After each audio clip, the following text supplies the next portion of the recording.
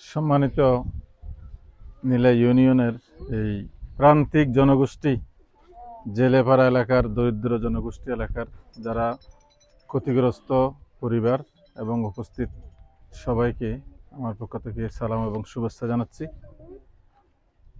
আসলে সর্বপ্রথম যখন আমি ফেসবুকে দেখলাম যে নীলা ইউনিয়নের জেলেপাড়াতে অনেকগুলো বাড়িঘর কি হয়ে গেছে, উড়ে গেছে, আমি এক সেকেন্ডও দেরি করে নাই।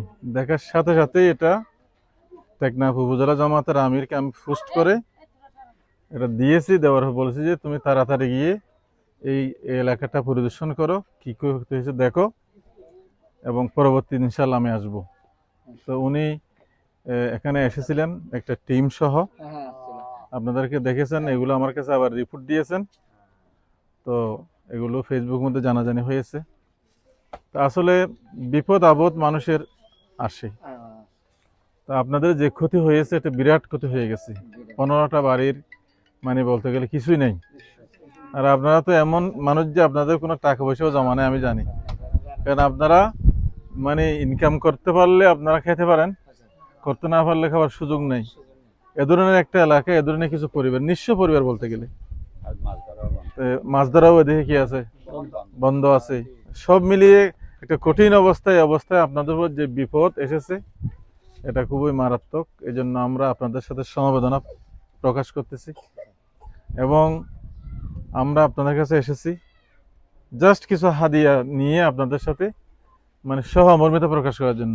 আমরা যা দেবো এগুলো দিয়ে কিচ্ছু হবে না আমরা জানি, কিন্তু মানুষ যখন বিপদে পড়ে আরেকজন মানুষ তার পাশে কি দাঁড়ায়, শুধু এতটুকুন অল্প হাদিয়া আপনাদের জন্য আমরা নিয়ে আসছি এই বিপন্ন পরিবারগুলোর জন্য, সেগুলো আমরা আপনাদেরকে দিয়ে যাব। তো সবচেয়ে বড় কথা হচ্ছে আসলে এ ধরনের দুর্ঘটনা যদি হয়ে যায় এগুলো পুনর্বাসনের দায়িত্ব হচ্ছে মূলত সরকারের, কারণ দেশের ধনভাণ্ডার কার হাতে? সরকারের হাতে।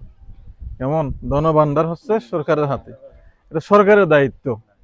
তো আমরা আশা করি যে সরকার সে দায়িত্ব পালন করবেন। আমরা দাবি জানাচ্ছি, যেহেতু তারা সরকারে গেছে তাদের উপরে দায়িত্ব আছে। আমরা যতটুকুন হাদিয়া আপনার জন্য নিয়ে এসেছি, আমরা হয়তো প্রত্যেক পরিবারের জন্য 5,000 টাকা করে আমরা হাদিয়া নিয়ে আসছি, এগুলো আমরা দিয়ে যাব। আমরা আরও চেষ্টা করব কোনো সংস্থা বা কোনো সম্পদশালী মানুষ এগিয়ে আসে কিনা সেটাও আমরা চেষ্টা করব। আর বিশেষ করে আমরা সরকারি এমপি না হলেও বা সরকারের ক্ষমতা না গেলেও আমরা বিরোধী দল হিসেবে আছি। বিরোধী দলের দায়িত্ব হচ্ছে সরকারকে কি করা, নাড়া দেওয়া, সরকারকে সঠিক পথ দেখাইয়ে দেওয়া। তো বিরোধী দল মানে আপনাদের দল, বিরোধী দল মানে জনগণের দল না কেন? যেহেতু আমরা জনগণের সাথে আছি এই জন্য জনগণের পক্ষে আমরা কথা বলবো। আমি আগেও বলেছি, এখনো বলতেছি, সরকারের কোনো ফান্ডের অভাব নাই। অহরহ মানুষকে টিন দিচ্ছে, বিভিন্ন জায়গায় ঘর করে দিচ্ছে, এরকম আছে না?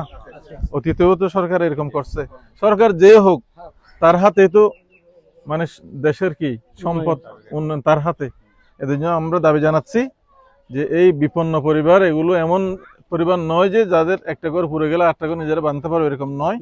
আমরা সরকারের কাছে দাবি জানাচ্ছি এই জেলেপল্লীর সকল পরিবারকে যেন পুনর্বাসন করা হয় এবং তাদের বাড়িঘরগুলোকে যেন তৈরি করে দেওয়া হয় এবং তাদের জন্য কর্মসংস্থানের ব্যবস্থা করা হয়। আপনাদের এই জায়গা থেকে আপনাদের জুত জায়গা কিনা